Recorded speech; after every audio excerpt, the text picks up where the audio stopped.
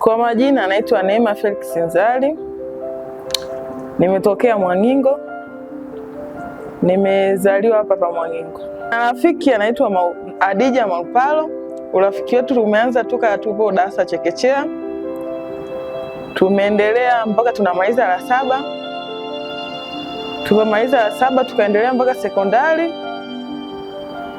Sekondari tukaishia form 2 wote pamoja. Rafiki yangu ana wazazi. Hajamuona mama yake na baba yake. Walikufa akiwa mdogo. Kwa hiyo yeye amelelewa na shangazi yake. Shangazi yake alikuwa anamtesa na nyanyasa, kwa hiyo akawa ni mtu wa kukaa porini, wapi, ndo mazingira aliyopata yeye. Baadaye mimi nilipopata mimba, nilipojifungua, shangazi yake akafariki. Alivyofariki akaenda kukaa kwenye nyumba ya familia. Kwa nyumba ya familia, ndugu, watoto wale shangazi wakawa wanamtesa na mnyanyasa. Kwa kile kitu kikawa kinaniumiza sana. Kinanitesa sana. Kana nyanyasika muda mwingine hali. Mimi nikiwa na hela namsaidia, anapata chochote kitu tumboni anakula. Tukaendelea, mimi nikaishi na bwanangu, nilikuwa nazaa naye. Nilivyoishi, baadaye nikaja nikaugua. Nilivyougua, rafiki yangu kiukweli sijui nisemaje. Nilipata, kwa sababu hata wazazi wangu pia ndugu zangu nisikuwa nao karibu. Mama na dada yangu na babangu sikuwa nao karibu, tuseme walinitenga. Kwa nikawa mimi na mume wangu ndio alikuwa ananisaidia na rafiki yangu Adija. Pale nilivyougua naumwa, wazazi wangu hawakuja hospitali, wala babangu wala dada yangu, na nikaumwa kuonekana vipimo, na mimi nilionekana na maambukizi ya VVU. Lakini rafiki yangu alinisaidia, alinitia moyo, alinifariji, maana nilionekana na maambukizi ya VVU na TB. Kwa hiyo akanitia moyo, Neema, zingatia dawa, au ndugu zako wazoee, au ni wazazi wako wazoee. Mzazi ni mzazi. Kwa hiyo hicho kitu sitakukumbukiza, sitakisahau, na hicho kitu ndio kilichonifanya mimi mpaka leo tupo pamoja na Adija. Lakini rafiki yangu ndio alikuwa mshauri wangu, ndio kila kitu. Baadaye yeye anakaa nyumba kwenye familia, akawa anakaa na huyo bwana wake. Bwana wake naye akawa mhudumii nini, akaja akaumwa. Yaani hawezi hata kuongea, kutembea. Nikapigia simu na majirani, mimi nikaenda.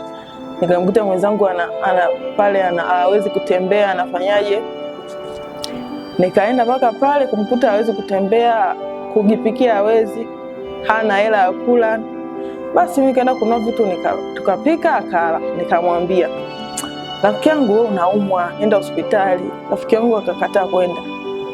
Kweli pale niliumia sana. Nikamwambia, kwa nini unakataa kwenda? Nikamlazimisha twende hospitali. Basi tukaenda mpaka hospitali. Tukaenda hospitali tukapima vipimo. Rafiki yangu akaonekana ameathirika. Nikamtia moyo. Nikamwambia, rafiki yangu, wewe zingatia tu dawa. Kuugua sio kufa.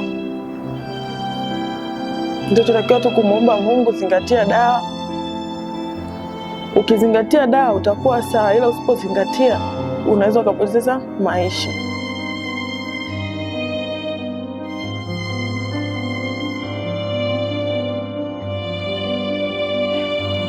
Mahusiano ya mimi na mume wake hayapo sawa, kwa sababu hapendi mimi naye na rafiki, hapendi tuambatane mimi na Adija.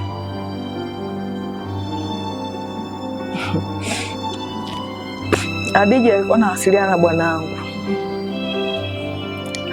akawa anachati naye, mimi sijui vile kwenye mapenzi.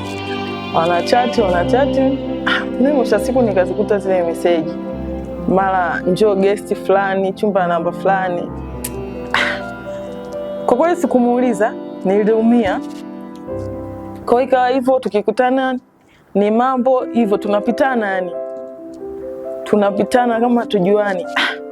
Baadaye hicho kitu kikamuumiza sana, kwa sababu tulikaa muda mrefu sana bila kuongea. Baadaye akanitafuta mimi kwa sababu ndio nilikuwa nakaa bado na bwana wangu. Akaja, Neema, niambie kuna kitu gani nimekosea mpaka hatuongei hatuwasiliani? Naona basi baadaye akaja kunionyesha message akaniambia. Mimi nikamwambia yeye swala analijua. Alafu najua hapa duniani hakuna mwanaume wa peke yangu, hayupo. Kwa hiyo najua hata wewe uliteleza. Kwa hiyo nishakusamehe. Kwa tukaendelea urafiki wetu hivyo.